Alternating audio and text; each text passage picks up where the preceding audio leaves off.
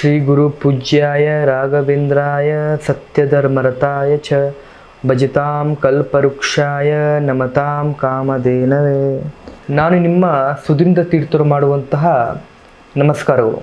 ನಮ್ಮ YouTube channel ಆದಂತಹ ರಾಯರ ಜ್ಯೋತಿಷ್ಯ ಫಲಕ್ಕೆ ಸ್ವಾಗತ. ಇವತ್ತಿನ ಒಂದು ವಿಡಿಯೋದಲ್ಲಿ ಜುಲೈ ತಿಂಗಳ ಕುಂಭರಾಶಿಯ ಮಾಸ ಭವಿಷ್ಯ ಹೇಗಿದೆ ಅನ್ನುವಂಥದ್ದು ಈ ವಿಡಿಯೋದಲ್ಲಿ ತಿಳಿಸ್ಕೊಡ್ತಾ ಇದ್ದೀನಿ. ಈ ವಿಡಿಯೋ ನಿಮಗೆ ಇಷ್ಟ ಆಗಿದ್ದಲ್ಲಿ ಲೈಕ್, ಶೇರ್ ಹಾಗೂ ದಯವಿಟ್ಟು ಸಬ್ಸ್ಕ್ರೈಬನ್ನು ಮಾಡಿ. ಮೊದಲನೆಯದಾಗಿ ವೃತ್ತಿ ಮತ್ತು ಉದ್ಯೋಗದ ವಿಚಾರದ ಬಗ್ಗೆ ನೋಡೋದಾದರೆ, ಕೆಲಸದ ಸ್ಥಳಗಳಲ್ಲಿ ನಿಮ್ಮ ಕ್ರಿಯಾಶೀಲತೆಗೆ ಹೊಸ ಮನ್ನಣೆ ಸಿಗುತ್ತೆ. ಹೊಸ ಐಡಿಯಾಗಳನ್ನು ಅನುಷ್ಠಾನಗೊಳಿಸಲು ಇದು ಉತ್ತಮವಾದ ಸಮಯ. ಸಹೋದ್ಯೋಗಿಗಳ ಜೊತೆಗೆ ಉತ್ತಮವಾದ ಸಂಬಂಧಗಳು ಇರಲಿ. ತಂಡದ ಕೆಲಸಗಳಲ್ಲಿ ನೀವು ನಾಯಕತ್ವವನ್ನು ವಹಿಸ್ಕೊಳ್ತೀರಾ. ಇನ್ನು ಆರ್ಥಿಕವಾಗಿ ಜುಲೈ ತಿಂಗಳು ನಿಮಗೆ ಮಿಶ್ರ ಫಲ ಅಂತಲೇ ಹೇಳಬಹುದು. ದಿಢೀರ್ ಕಷ್ಟಗಳು ಎದುರಾಗಬಹುದು.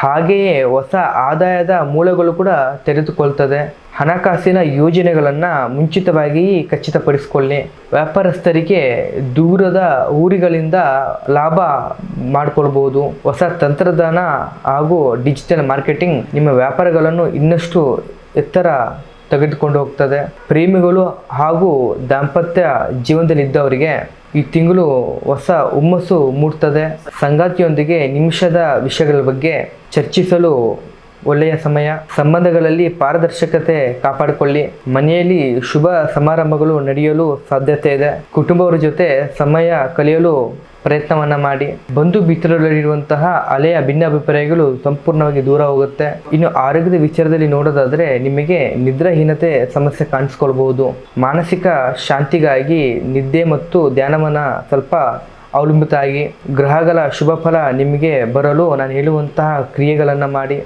ಪ್ರತಿದಿನ ಸಂಜೆ ಸೂರ್ಯಾಸ್ತ ನಂತರ ದೀಪವನ್ನ ಬೆಳಗಿ ಶಿವನಿಗೆ ಆರಾಧನೆಯನ್ನ ಮಾಡಿ. ಶನಿವಾರದಂದು ಕಪ್ಪು ವಸ್ತ್ರಗಳನ್ನ ದಾನವನ್ನ ಮಾಡಿ. ಓಂ ಹಂ ಹನುಮಂತಹೇ ನಮಃ ಅಂತ ಹೇಳಿ ಮಂತ್ರವನ್ನ ಪಠನೆ ಮಾಡಿ. ಇದರಿಂದ ನಿಮಗೆ ಹೆಚ್ಚಿಗೆ ಧೈರ್ಯವನ್ನ ನೀಡುತ್ತದೆ. ಈ ಜುಲೈ ತಿಂಗಳು ನೀವು ನಿಮ್ಮ ದೃಷ್ಟಿಕೋನವನ್ನ ಸಕಾರಾತ್ಮಕವಾಗಿ ಇಟ್ಕೊಳ್ಳಿ. ಯಶಸ್ಸು ನಿಮ್ಮ ಬೆನ್ನ ಹಿಂದೆನೇ ಇರುತ್ತದೆ. ಇದಾಗಿತ್ತು ಕುಂಭರಾಶಿಯ ಜುಲೈ ತಿಂಗಳ ಮಾಸ ಭವಿಷ್ಯ.